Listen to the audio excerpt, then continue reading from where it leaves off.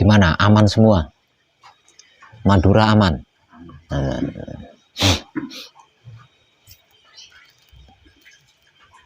Rio aman?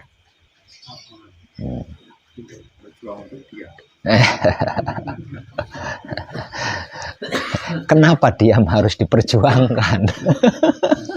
Susah, diamnya susah. Karena belum terbiasa diam. Biasanya cerewet kan. Nah ya biasanya cerewet. Cerewet ini bukan cuma mulut loh ya. Otak kita juga bisa cerewet ke sono kan.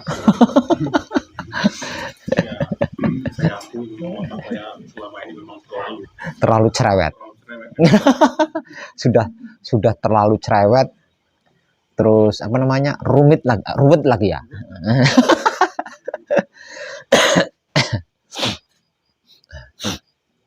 Malam ini yang di Manunggaljati masih tetap dua. Rio sama Madura. Yang baru dua. Medan sudah di Manunggaljati malam ini. Berarti ada 4. Bukan tetap 2, berarti ada 4. Nambah 2.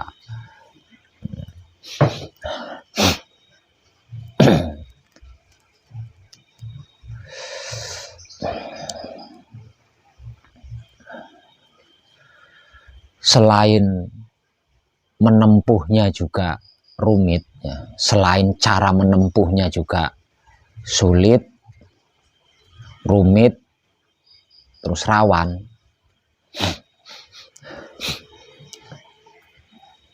Manunggaljati memang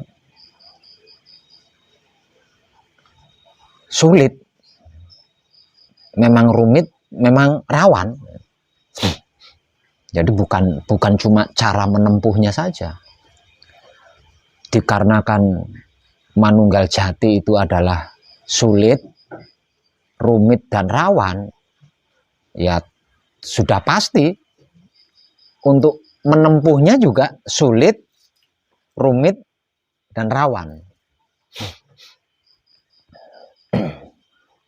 Dan kesulitan Manunggaljati, kerumitan Manunggaljati, kerawanan Manunggaljati ini hanya dapat dihadapi dengan diam. Kalau tidak diam, wow, lebih sulit. Kalau tidak diam, lebih rumit dan yang pasti bahaya. Tidak rawan lagi tapi bahaya. Itu banyak yang gagal di situ, banyak yang terjebak di situ, bahkan tercelakai di situ. Nah, istilah celaka, istilah lain daripada celaka ini tersesat gitu ya. Nah, celakanya spiritual itu adalah tersesat itu tadi, tersesat dalam artian melenceng dari tujuan, ya. Meleset dari tujuan. Tujuan awalnya A, nah, begitu nyampe di situ karena saking sulitnya, saking rumitnya, belok ke kanan atau belok ke kiri, itu namanya sesat. Ya. Nah sesat itu istilah lainnya ya celaka itu tadi. Itu kecelakaan di dalam spiritual. Saking sulitnya, saking rumitnya, saking rawannya. Kenapa Manunggaljati kok sulit, rumit, rawan? Manunggaljati itu hanya bisa terjadi di dalam suci. Ya. Jadi Manunggaljati itu hanya bisa terjadi di dalam suci. Di luar suci tidak bisa. Nah, di luar suci tidak bisa. Manunggaljati di luar suci itu tidak bisa. Artinya siapapun dia, jika dalam keadaan Manunggaljati berarti dia ada di dalam suci. Gitu loh. Sebab karena itu siapapun dia yang dalam keadaan Manunggaljati pasti terselamatkan. Gitu loh. Pasti tidak akan mengalami masalah, tidak akan mengalami kesulitan, tidak akan mengalami kesedihan, tidak akan mengalami sakit, tidak akan mengalami kekurangan. Pokoknya tidak. Yang membuat diri kita menderita, ndak enak, ndak nyaman itu nggak ada di situ. Karena di dalam suci. Lah suci ini kan, suci itu kan ndak bisa digambarkan. Saya sendiri ndak bisa menggambarkan suci itu, ndak bisa. Mungkin bisanya saya menggambarkan suci itu ndak ada apa-apa, apa-apa ndak ada, itu aja. Bukan kosong. Kosong berarti masih ada ruang kan. Nah, ruang kosong itu bukan kosong. Jadi apapun tidak ada gitu. Apa-apa tidak ada apa-apa. Itu suci. Nah, jadi apapun yang ada itu tidak bisa nyentuh suci itu. Apapun yang bersifat ada itu tidak bisa masuk ke dalam suci. Apalagi sampai mengaku ada. Bersifat ada saja tidak bisa masuk ke dalam suci. Karena di dalam suci adalah sesuatu yang nggak ada apa-apa. Apa-apa tidak ada. Jadi kalau apa-apa ada atau ada apa-apa masuk, tidak bisa. Nah, makanya hanya diam. Yang bisanya hanya diam. Hanya dengan penyikapan diam. Merasa ada, nggak bisa. Merasa ada nggak bisa. Merasa bisa juga nggak bisa. Makanya orang-orang terdahulu mengatakan untuk bisa masuk ke dalam suci harus membodohkan diri. Satu, harus membodohkan diri. Yang kedua, harus meniadakan diri. Dan yang ketiga, ada juga mengistilahkan harus telanjang bulat. Harus telanjang bulat dalam artian tanpa apa-apa, tanpa ilmu, tanpa harta benda, pokoknya tanpa apa, telanjang bulat, namanya juga telanjang bulat gitu, telanjang bulat. Jadi ada 3 istilah. Orang dulu mengatakan untuk bisa masuk ke dalam suci, masuk ke dalam suci berarti untuk bisa manunggal gitu ya, untuk manunggal gitu. Karena manunggal jati hanya dapat terjadi di dalam suci. Masuk ke dalam suci berarti manunggal jati. Manunggal jati itu yang seperti apa? Bersatu padu menjadi satu kesatuan dengan alam semesta seisinya. Itu arti maksud daripada manunggal jati. Jadi di dalam manunggal jati itu tidak ada sesuatu yang tidak bersama kita. Yang tidak menjadi kita. Jadi apapun itu menjadi satu kesatuan dengan diri kita. Itu arti maksud daripada manunggal jati. Lah hal ini hanya bisa terjadi di dalam suci. Di luar suci nggak bisa. Di luar suci nggak bisa. Jadi bisa dikatakan seseorang yang berhasil masuk ke dalam suci itu bisa saya ibaratkan seperti magnet yang menghisap apapun. Ya, apapun itu terhisap, tersempurnakan. Begitu nyampe begitu menyentuh dirinya tersempurnakan. Sebelum menyentuh dirinya terhisap semua. Kesedot, ya, kesedot semua. Apapun itu tanpa terkecuali. Nah, setelah semuanya habis menjadi satu dengan dirinya, nah itu baru disebut manunggal jati. Kejadian ini hanya di dalam suci. Nah, seperti itu. Jadi suci itu tidak bisa tercampuri dengan apapun dan tidak bisa tercampuri oleh apapun. Jadi kalau sesuatu tidak bisa masuk, ada tidak bisa masuk, merasa ada tidak bisa masuk, karena suci tidak bisa tercampuri, tidak bisa dicampuri. Sulit kan? Sulitnya di situ, rumitnya di situ. Sulit rumitnya di situ. Nah, terus suci itu rawan. Dan cara menempuhnya juga rawan gitu. Kenapa? Suci saya katakan rawan.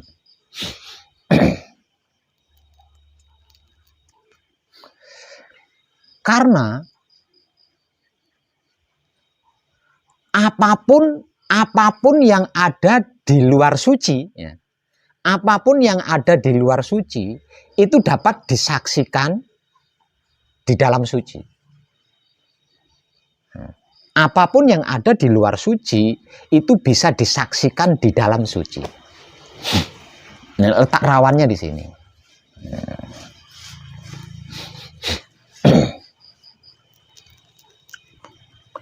Artinya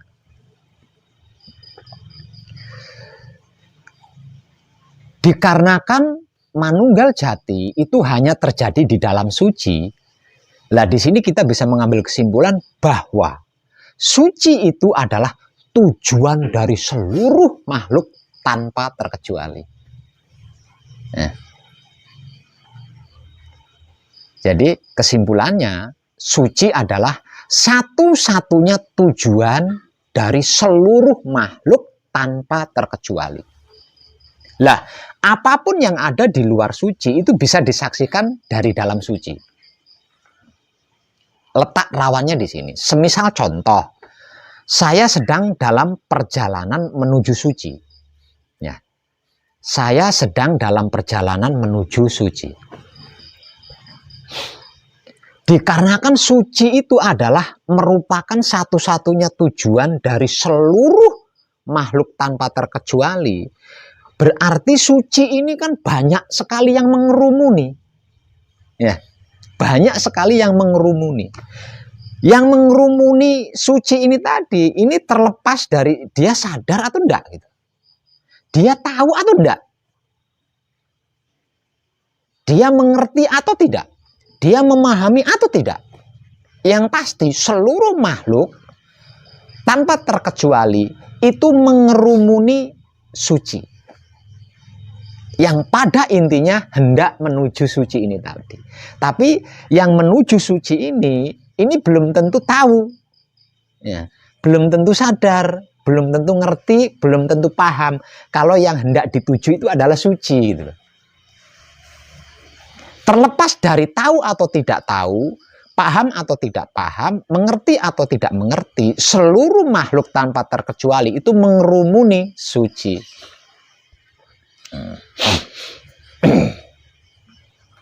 Saya sedang dalam perjalanan menuju suci. Nah, ketika saya dalam perjalanan menuju suci ini, dikarenakan suci ini banyak yang mengerumuni, sudah pasti saya akan mengetahui apapun yang mengerumuni suci itu tadi. Rawannya di situ. Lebih jelasnya, di dalam perjalanan menuju suci, saya ketemu pocong. Karena pocong ini sedang menuju suci gitu loh. Tapi kan dia belum tentu sadar dan belum tentu bisa tahu leluhur-leluhur. Pokoknya apa saja saya bisa tahu. Saya bisa tahu. Mungkin kalau wujudnya pocong, saya tidak tertarik. Nah, kalau wujudnya cantik, nah ini bisa. Nah, ini yang bisa. Loh, bukan ganggu, rawan, maksudnya tergoda gitu loh. Tergoda. Kalau nggak terganggu ya nggak bisa dikatakan rawan. Maksudnya rawan itu kita akan gagal di situ gitu loh. Kita akan gagal di situ.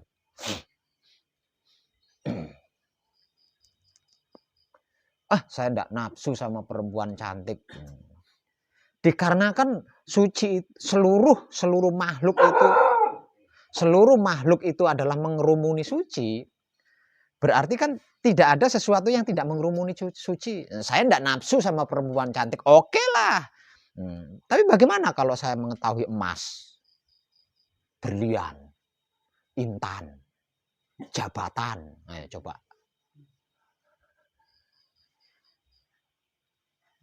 Nah, ini yang membuat kita rawan tuh di sini.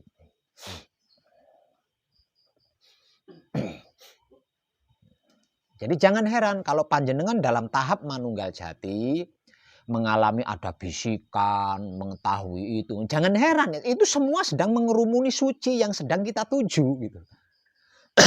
Lah semuanya itu hanya dapat kita sikapi dengan diam. Gitu. Hanya bisa kita sikapi dengan diam.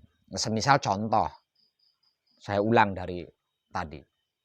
Saya dalam perjalanan menuju suci.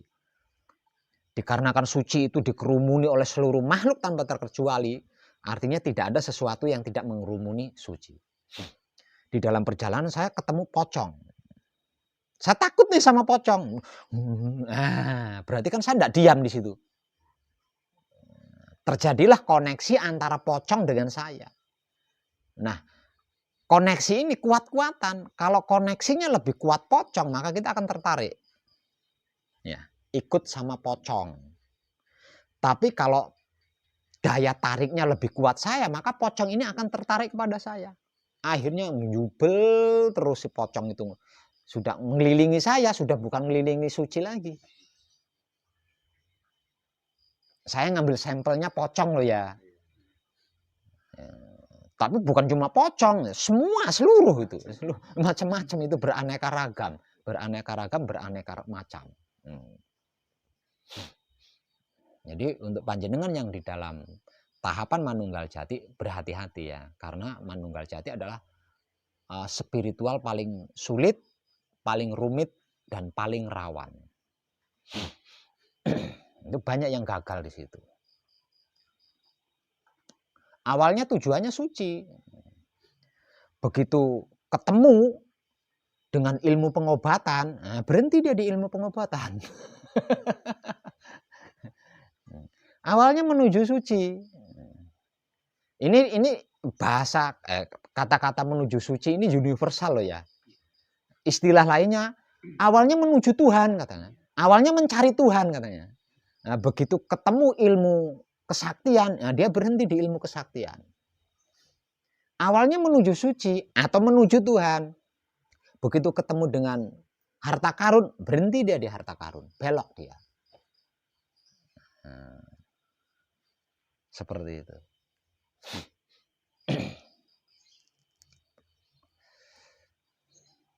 Awalnya menuju suci, awalnya menuju Tuhan, begitu ketemu dengan Dewi Samudra, Nyi Roro Kidul, ngikut Nyi Roro Kidul dia ke sana. Nah, ini rawannya loh di situ, rawannya itu. Tapi itu bagus. Yang kurang bagus itu awalnya menuju suci, awalnya menuju Tuhan. Begitu ketemu pocong, ngikut pocong. Lah ini yang nggak bagus. Yang nggak bagus itu di situ. Ya, akhirnya pocongnya dimintai nomor togel.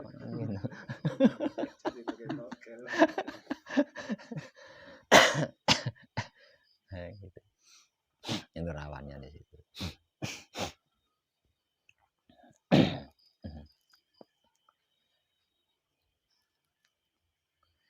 Sesulit apapun manunggal jati, sesulit apapun serumit apapun manunggal jati dan serawan apapun manunggal jati hanya dapat dihadapi dengan diam. Dengan diam. Kalau tidak diam, pasti akan mengalami kesulitan, pasti akan mengalami kerumitan, bahkan mengalami rawan bahaya. Bahayanya seperti itu tadi. Nah, itu kalau dalam kebimbang, dalam dua pilihan katakanlah saya menuju suci atau Tuhan. Di tengah perjalanan saya bertemu dengan harta karun. Nah, terus saya dua-duanya mau nih menuju suci apa harta karun ya? Harta karun apa menuju suci ya? Lah ini yang membuat para pelaku spiritual itu stres. Ya, stresnya di situ. Stresnya dikarenakan bercabang tujuannya. Harta apa suci ya? Jodoh apa suci ya? Ilmu apa suci ya? Nah, dikarenakan tujuannya bercabang, maka akibatnya stres atau gila, lupa ingatan. Nah, lakunya laku murni dikarenakan otak, hati dan syahwatnya ternodai, maka terhisap dia di situ. Terhisap. Nah, karena terhapus, terhisap, akhirnya pikiran warasnya kan hilang. Hati warasnya kan hilang. kelamin warasnya kan hilang. Makanya jadi gila. Jadi para pelaku spiritual yang mendapatkan resiko gila itu dikarenakan niatnya bercabang dua.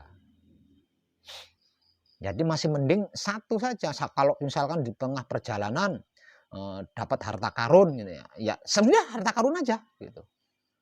Yang penting siap menderita kan gitu. Jadi jangan bercabang. Kalau bercabang resikonya gila.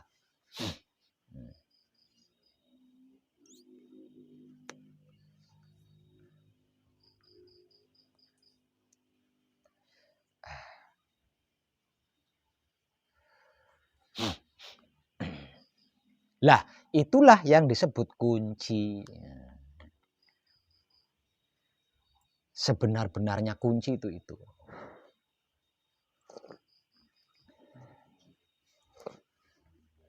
Sebenar-benarnya kunci adalah yang sudah saya sampaikan tadi.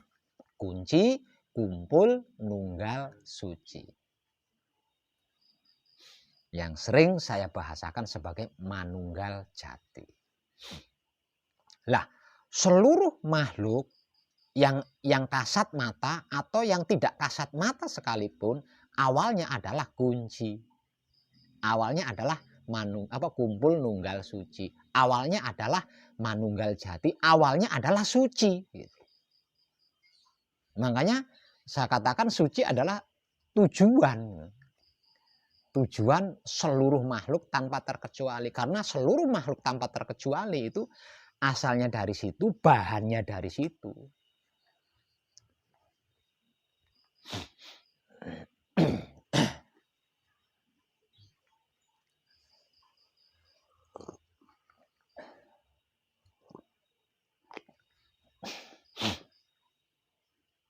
Nah, kunci atau kumpul nunggal suci di dalam laku spiritual hakikat hidup itu hanya tersebut 5 hal saja.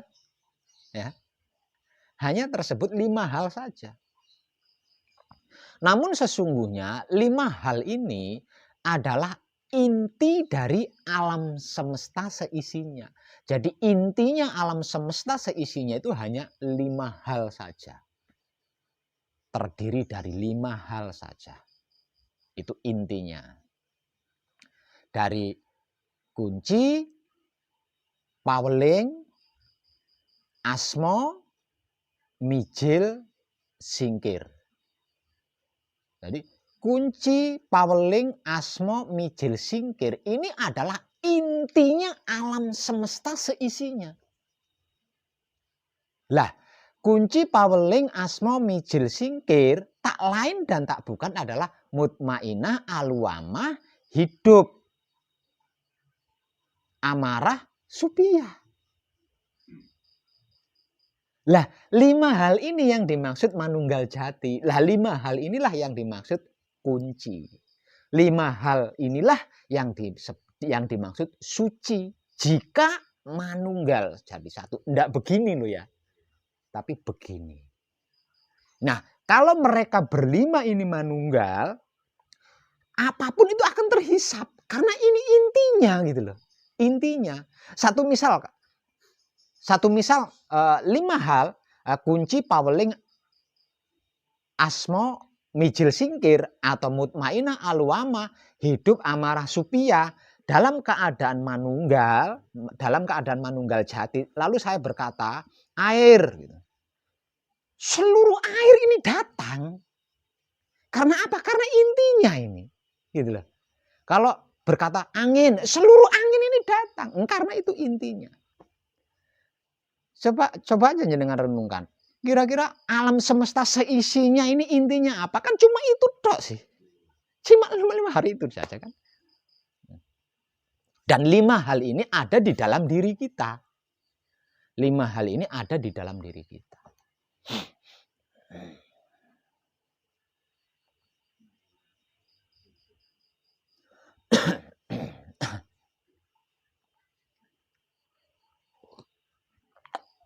Lah, 5 hal ini saya sebut sebagai wahyu panca gaib. Kenapa saya sebut sebagai wahyu panca gaib? Karena 5 hal ini adalah pemberian Tuhan tanpa perantara. Pemberian Tuhan secara langsung tanpa perantara.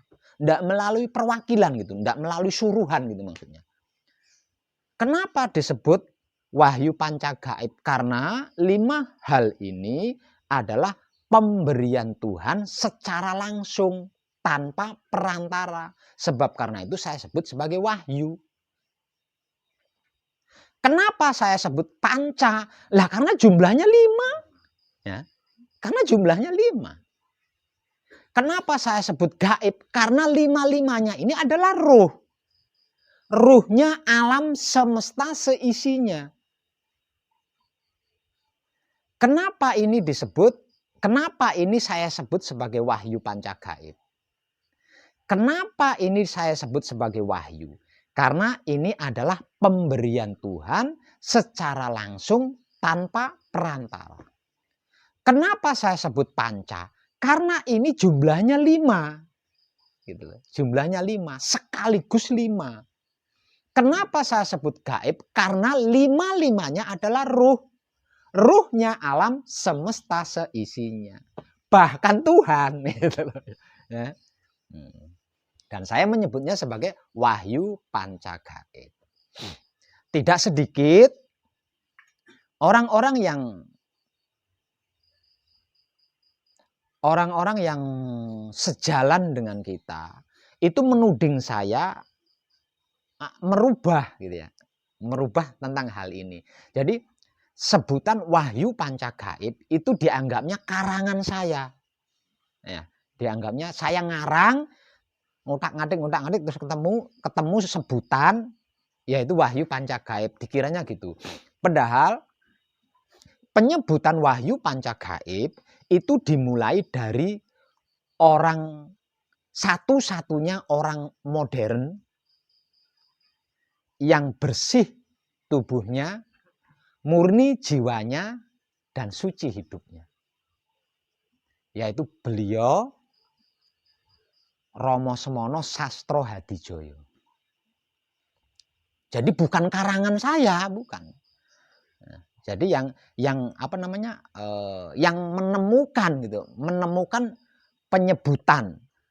menemukan penyebutan ini adalah beliau Rama Semono Sastro Hadijoyo, yaitu wahyu panca gaib. Lah, Rama Semono Sastro Hadijoyo itu adalah satu-satunya manusia modern yang pada waktu itu loh ya. Satu-satunya manusia modern yang pada waktu itu memiliki kebersihan lahir atau kebersihan tubuh, kemurnian jiwa atau kemurnian sukma, dan kesucian hidup. Di era itu, di zamannya beliau. Selain beliau tidak ada. Kalau di zaman itu ada orang yang bertubuh bersih, berjiwa murni, berhidup suci, sama seperti Rama Semono Sastro Hadijoyo, kemungkinan besar atau tidak menutup kemungkinan wahyu panca gaib ini yang berhasil mengungkap wahyu panca gaib bukan cuma Rama Semono Sastro Hadijoyo. Artinya ada orang-orang lain yang bisa menguraikan atau mengungkap hakikat wahyu panca gaib. Namun dalam kenyataannya pada zaman itu yang berhasil mengungkap hakikat wahyu panca gaib atau sesungguh-sungguhnya wahyu panca gaib hanya beliau seorang, yaitu Rama Semono Sastro Hadijoyo. Di sini kita bisa mengambil kesimpulan bahwasanya beliau adalah satu-satunya manusia modern yang pada waktu itu memiliki tubuh bersih, jiwa memiliki tubuh yang bersih, jiwa yang murni, hidup yang suci. Kenapa saya berani mengatakan bahwa Rama Semono Sastro Hadijoyo di era modern atau manusia modern atau satu-satunya manusia modern yang memiliki lahir bersih atau raga yang bersih, jiwa yang murni, hidup yang suci? Karena kalau tidak, mana mungkin? Lah wong ini suci gitu loh. Ya. Wahyu Pancagaib itu suci. Jadi kalau raganya ndak bersih, jiwanya ndak murni, hidupnya ndak suci, mana mungkin bisa menemukan hakikatnya. Gitu. Ndak mungkin bisa. Karena apa? Karena suci tidak bisa dicampuri dengan apapun, tidak bisa tercampuri oleh apapun. Bisa mencampuri suci, berarti suci.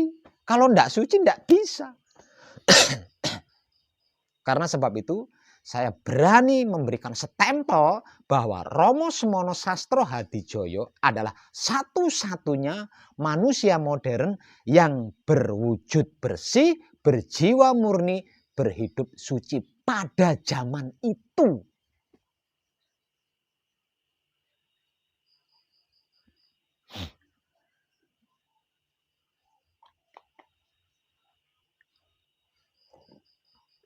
Lah, sesungguhnya wahyu Pancagaib ini adalah wahyu yang paling utama.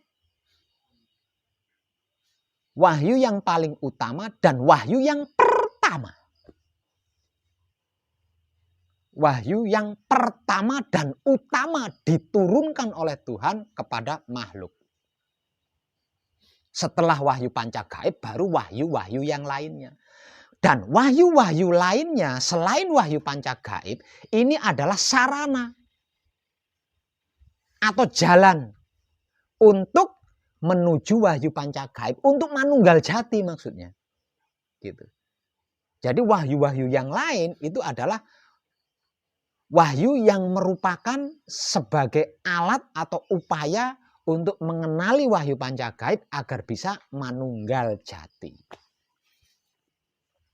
Makanya saya katakan wahyu Pancagaib adalah wahyu utama. Pada awal turun, pada awal wahyu Pancagaib diberikan kepada makhluk, ketika itu wahyu Pancagaib sebagai wahyu Eka Buana. Nah, pertama kali diberikan kepada makhluk disebut sebagai wahyu Eka Buana.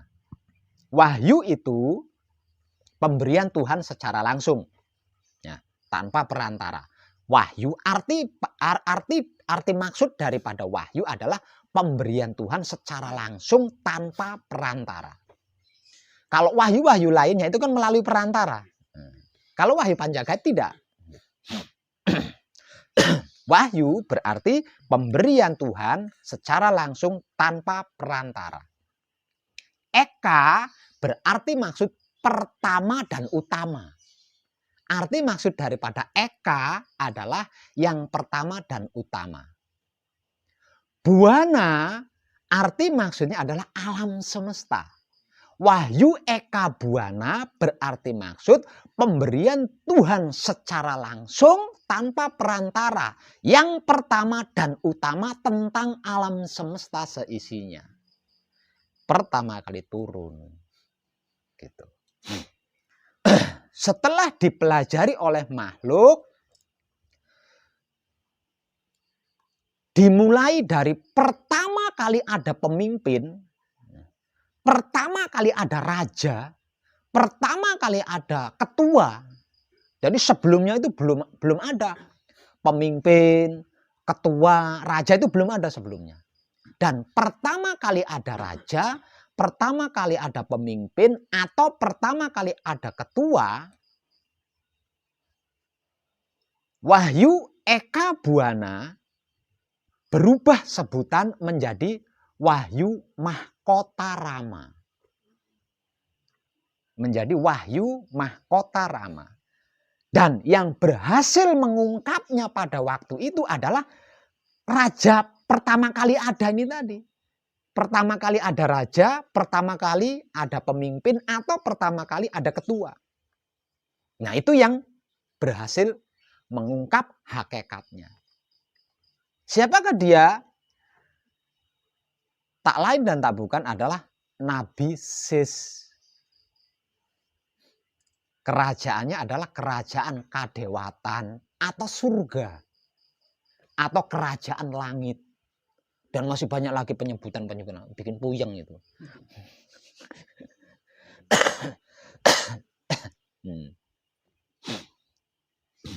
Disebut menjadi Wahyu Mahkota Rama. Wahyu berarti maksud pemberian Tuhan secara langsung tanpa perantara. Mahkota adalah apa? Derajat. Mahkota itu adalah derajat yang tidak ada yang melebihi tingginya. Jadi derajat yang paling tinggi, mahkota itu adalah derajat yang paling tinggi. Rama adalah roh mono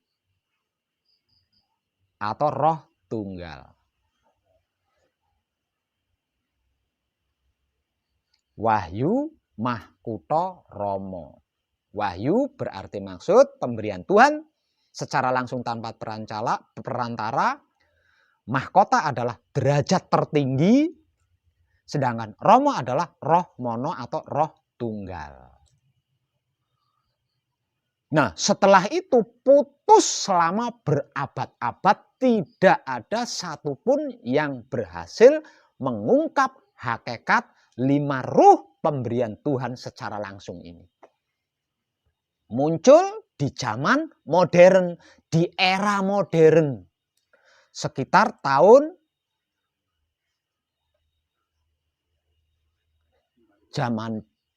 belum jauh itu sudah jadi zaman 45, sekitar tahun 1945. Hampir bersamaan dengan zamannya PKI. Hampir bersamaan dengan zamannya PKI. Dan manusia modernnya tersebut sebagai M. Semono Sastro Hadijoyo. Yang awalnya adalah Wahyu Eka Buwana, kemudian bereinkarnasi menjadi Wahyu Mahkota Rama atau Wahyu Mahkuto Romo, kemudian bereinkarnasi lagi di era modern menjadi Wahyu Panca Gaib. 3 penyebutan ini arti maksudnya tetap sama. 5 ruh pemberian Tuhan secara langsung. Nah itu.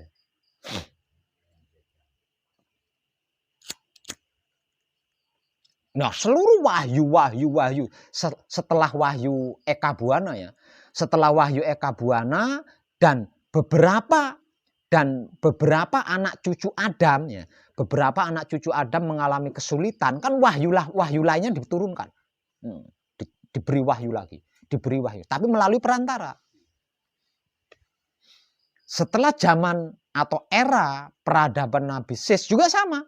Tidak sedikit yang mengalami kesulitan-kesulitan. Dan wahyu-wahyu pun tetap dihujankan ke bumi. Agar supaya mengalami kemudahan untuk manunggal jati. Namun selama berabad-abad, wahyu-wahyu yang banyak turun itu tidak ada yang berhasil untuk manunggal jati. Sampai tiba di era modern sekitar tahun 1945.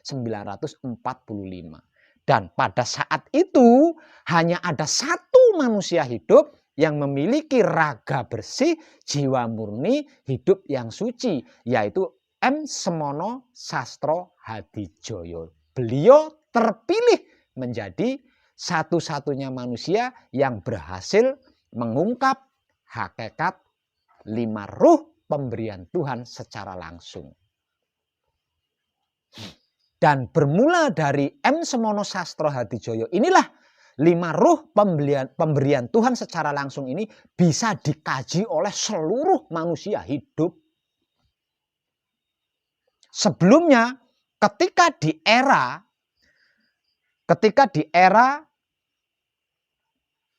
Nabi Adam, kakek moyang kita Nabi Adam, Wahyu Eka Buwana hanya dapat dipelajari oleh Adam plus anak cucu keturunannya.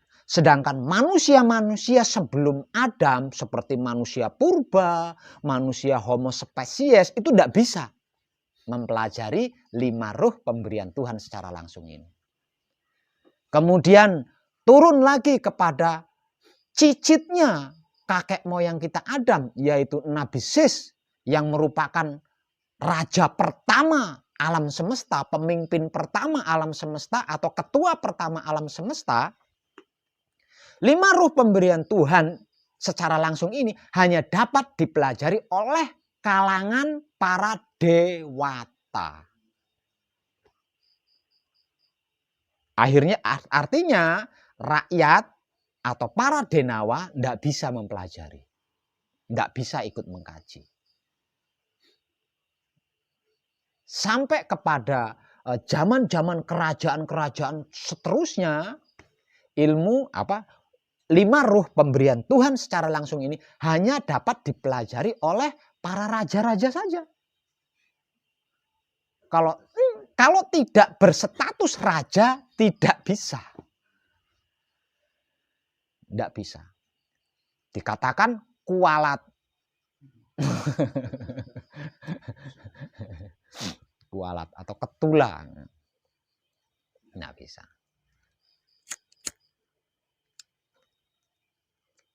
Lah, itu loh wahyu pancagaib yang sedang kita kaji bersama, yang sedang kita praktekkan bersama. Dan tak lain dan tak bukan adalah isinya raga kita sendiri. Yang seumur hidup bisa menjadikan kita hidup. Ya. Kita bisa menjadikan kita berpikir, bisa berbatin, bisa bersahwat. Yang seumur hidup bisa menjadikan kita bekerja, berusaha, berkeluarga, bermasyarakat, berbangsa, bernegara, beragama. Yang seumur hidup bisa menjadikan kita beribadah, berdoa, bahkan menyebut nama Tuhan. Karena adanya Sang Penggerak di dalam diri kita. Yang selama ini seumur hidup kita terlupakan. Jadi bisa diambil kesimpulan bahwa M. Semono Sastro Hadijoyo adalah luar biasa bagi saya. Luar biasa. Karena perjuangan beliau, 5 ruh pemberian Tuhan secara langsung ini bisa dipelajari oleh lintas makhluk. Kalau hewan bisa berbicara, hewan juga bisa mempelajari. Apalagi wujudnya manusia hidup. Apapun agamanya, bagaimanapun adat istiadatnya, dari bangsa mana, negara mana, tidak peduli. Semuanya bisa mengkaji 5 ruh pemberian Tuhan secara langsung yang menjadi jembatannya makhluk untuk bisa manunggal dengan Tuhan.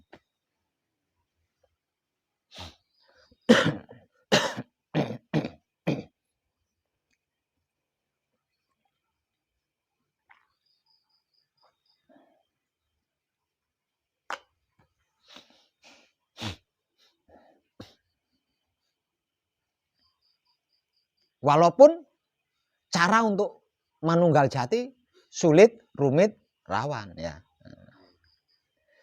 Tapi yang pasti wahyu pancagaib kan bisa dikaji oleh siapapun dan apapun. Itu udah luar biasa. Walaupun cara untuk menempuhnya adalah sulit. Karena apa? Karena cara untuk menempuh manunggal jati, otak atau pikirannya harus terjaga kebersihannya. Hati atau batinnya harus terjaga kebersihannya. Kelamin atau syahwatnya harus terjaga kebersihannya. Artinya itu kan sulit. Tapi kan bisa mengkaji wahyu pancagaib. Dan menurut saya sebenarnya tidak sulit. Karena kita asalnya dari situ kok. Asalnya dari situ. Dan kita ada di dunia untuk menjaga itu. Sebenarnya tidak sulit, hanya saja kita belum terbiasa. Gitu aja. Terkesan sulit dikarenakan kita belum terbiasa.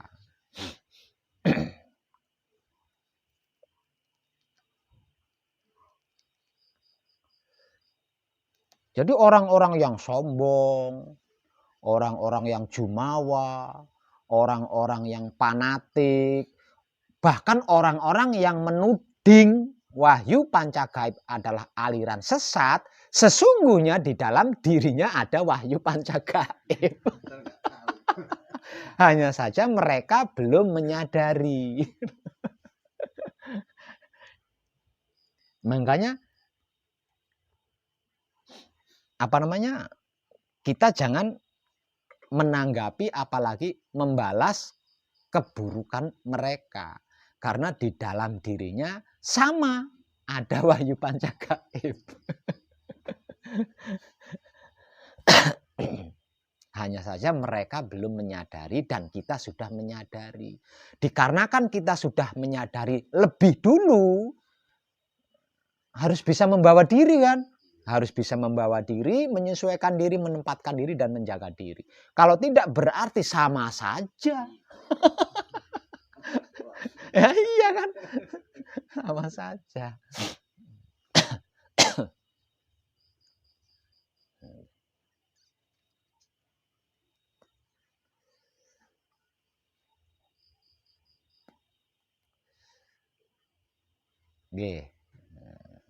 Jadi 5 ruh pemberian Tuhan secara langsung ini pertama kali turun atau pertama kali diberikan disebut sebagai Wahyu Eka Buana. Penerimanya adalah kakek moyang kita, Adam. Dikarenakan jumlah yang gagal lebih banyak, kemudian 5 ruh pemberian Tuhan secara langsung ini tadi diperjelas. Nah, penjelasan yang lebih jelas lagi ini, yang pertama kali menerimanya adalah Nabi Sis.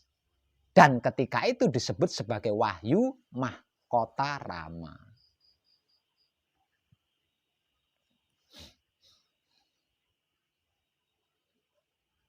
Kemudian berlanjut lagi,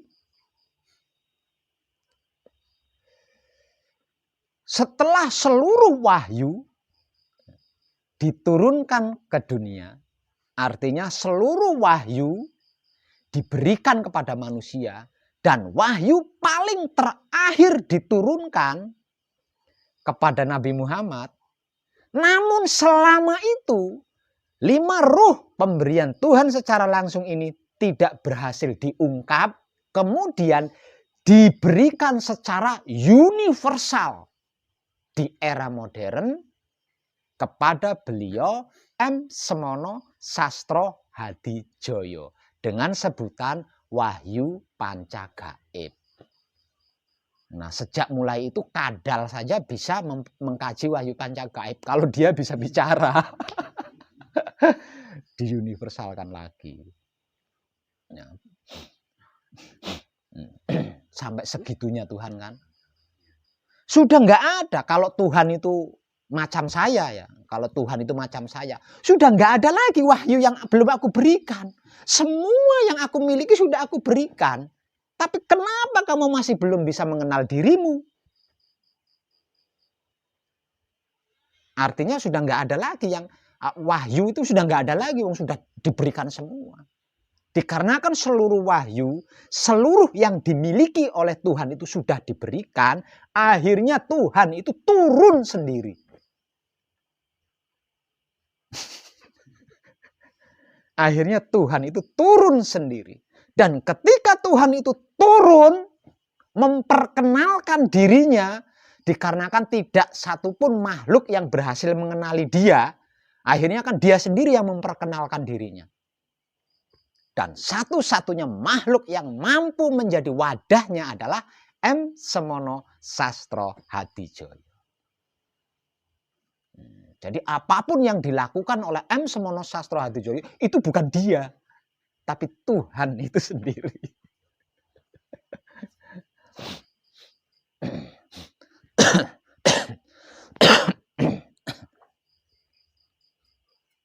Nah, kalau ini kok masih dikatakan sulit, kebangetan deh. Kebangetan deh. Ini masih dikatakan rumit, kebangetan deh. Dikatakan berat, kebangetan.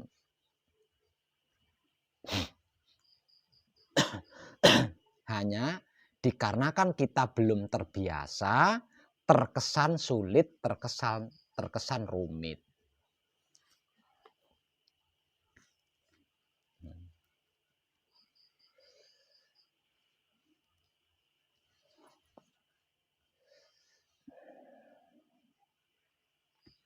Itu pengkajiannya beraneka ragam. Ada yang menciptakan aliran sebagai ilmu sejati, tapi tidak bisa manunggal jati. Artinya tidak bisa ngungkap hakikatnya 5 ruh pemberian Tuhan secara langsung, tidak bisa. Ada yang menciptakan aliran sedulur papat kalimo pancer, tapi tetap tidak bisa manunggal jati, alias tidak bisa mengungkap hakikat 5 ruh pemberian Tuhan secara langsung. Ada yang budi suci, ada yang macam-macam lah. Macam-macam.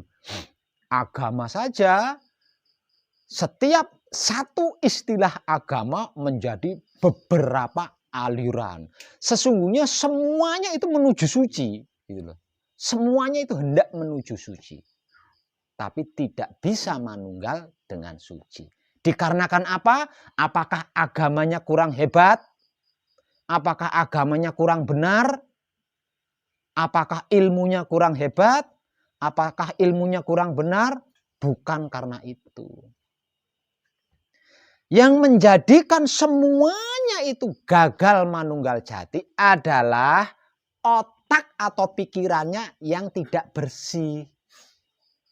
Hati atau batinnya tidak bersih, kelamin atau syahwatnya tidak bersih. Apalagi terjaga, wong bersih aja enggak. Itu yang membuat sulit. Jadi bukan karena agamanya yang tidak benar atau agamanya kurang bagus, ilmunya kurang hebat, ilmunya kurang kuat, atau mungkin puasanya kurang ribuan tahun. Bukan itu. Bukan karena wahyu yang diberikan oleh Tuhan itu kurang luar biasa. Namun dikarenakan sang penerima wahyu dan sang pelaku wahyu itu tadi, otak atau pikirannya tidak bersih, hati atau batinnya tidak bersih, kelamin atau syahwatnya tidak bersih. Hanya soal itu. Sebenarnya hanya soal itu. Padahal di setiap aliran, di setiap ajaran, di setiap agama, di setiap ilmu ada pelajarannya. Namun karena tidak dipraktekkan, ya gagal. Seperti contoh misal, di dalam agama kita Islam kan, misal ini bahasa awam saja ya, di dalam agama kita adalah Islam. Itu kan ada motivasi bahwasanya di dalam dada Adam ada segumpal daging. Yang jika ia baik, baik pula seluruh tubuhnya. Kalau ia buruk, maka buruk pula seluruh tubuhnya. Segumpal daging itu disebut sebagai hati. Tempat aku menyimpan rahasia. Artinya di dalam Islam ada kan. Namun karena tidak ada prakteknya, nggak bisa.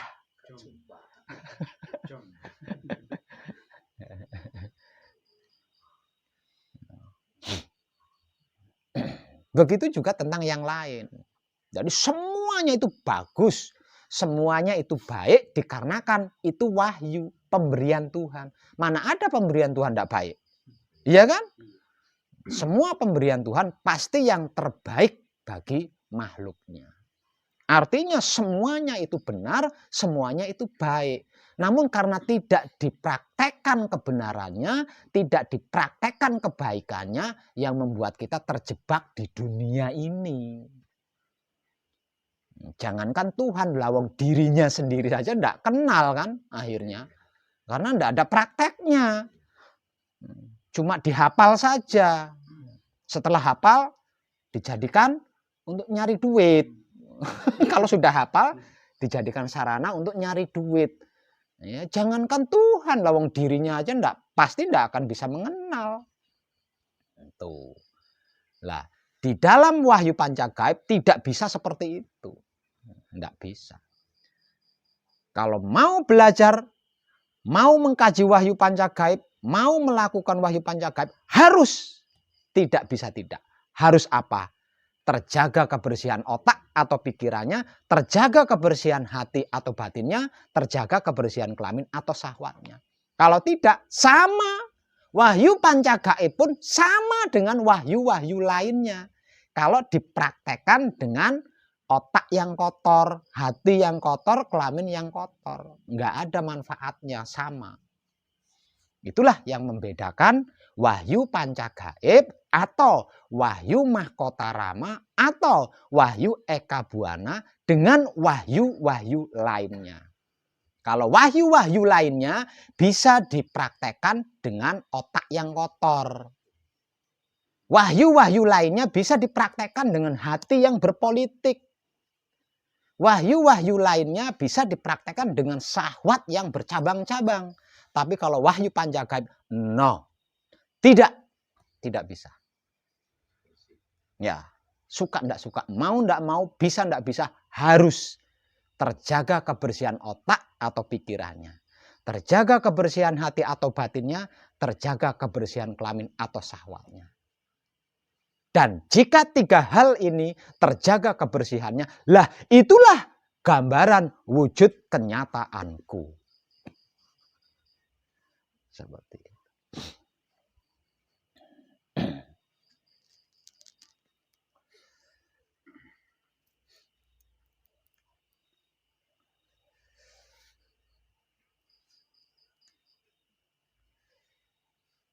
Dan kadangan kita malam ini cukup dulu ya. Nanti kebanyakan malah.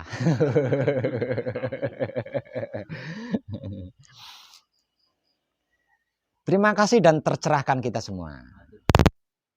Acaranya adalah membakar mentok. Itu membakar mentok. Sekali-kali makan enak lah. Ya.